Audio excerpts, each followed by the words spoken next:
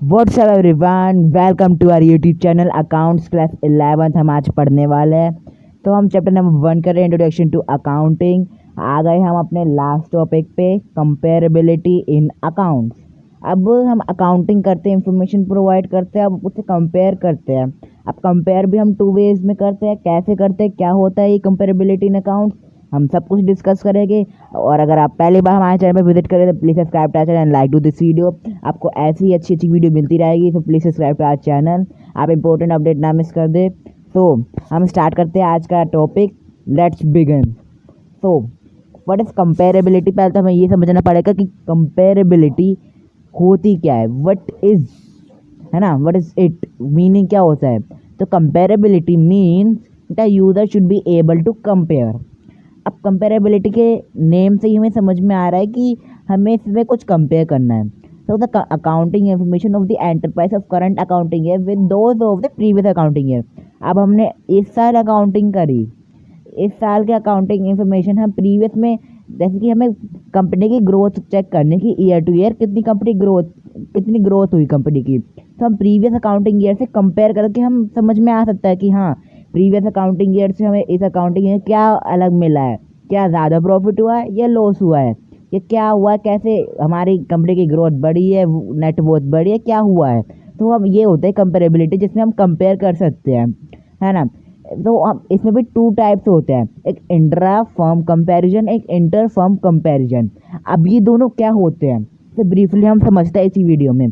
और एक बात मैं आपको और भी बता दूं, जो कंपेरेबिलिटी है ना, इसकी वजह से हमें कंपनी की नेटवर्थ और ग्रोथ पता चल जाती है, जिसकी वजह से हमें आसानी होती है कि हमारा जो बिज़नेस है, हमारी फाइनेंशियल पोजीशन कितनी है, बिज़नेस प्रॉफिट में जा रहा है या लॉस में जा रहा है, उससे हमें पता चल जाता है ना। अगर आप अगर कोई भी ऑर्गेनाइजेशन बैंक में लोन लेना चाहेगी, क्रेडिटर से क्रेडिट लेना चाहेगी, मतलब क्रेडिटर से कोई भी गुड्स क्रेडिट पे लेना चाहेगी, या कोई सी भी इन्वेस्टर को दिखाना है, तो पहले वो यही देखते हैं कि कंपेयर करते हैं इनका नेट ग्रोथ कैसे बढ़ी है, क्या इनकी ग्रोथ मतलब कि धीरे, मतलब कि गिर रही है या बढ़ रही है, ऐसे देखते हैं, है ना।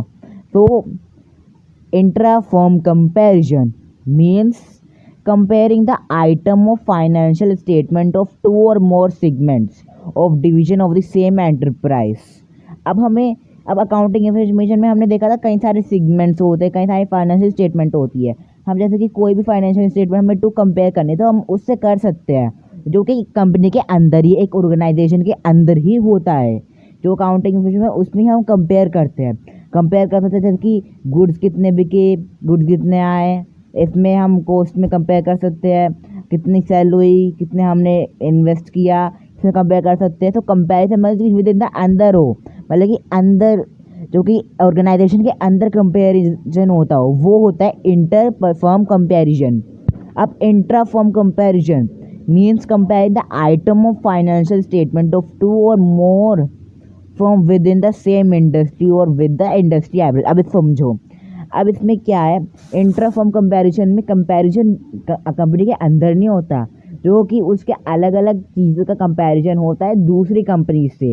जैसे कि कोई शू कंपनी है, तो शू इंडस्ट्री में आएगी वो शू कंपनी, है ना, तो वो शूज़ की जो कंपनी है वो दूसरी शूज़ की कंपनी से कंपेयर करेगी, दूसरी नहीं। अगर कोई शूज़ कंपनी, वो कार की कंपनी से कंपेयर क्यों करेगी, क्योंकि वो अलग इंडस्ट्री में है। कार जो कि मोटर इंडस्ट्रीज़ में आ गई, इंडस्ट्री शूज़ इंडस्ट्री, शू इंडस्ट्री में, तो उसमें वो देखते हैं, हमें शू इंडस्ट्री से वो करते हैं, या इंडस्ट्री एवरेज में वो अपना क्या परफॉर्म करते हैं, तो उससे कंपेयर कर सकते हैं। ये होते हैं इंट्रा फर्म कंपैरिजन।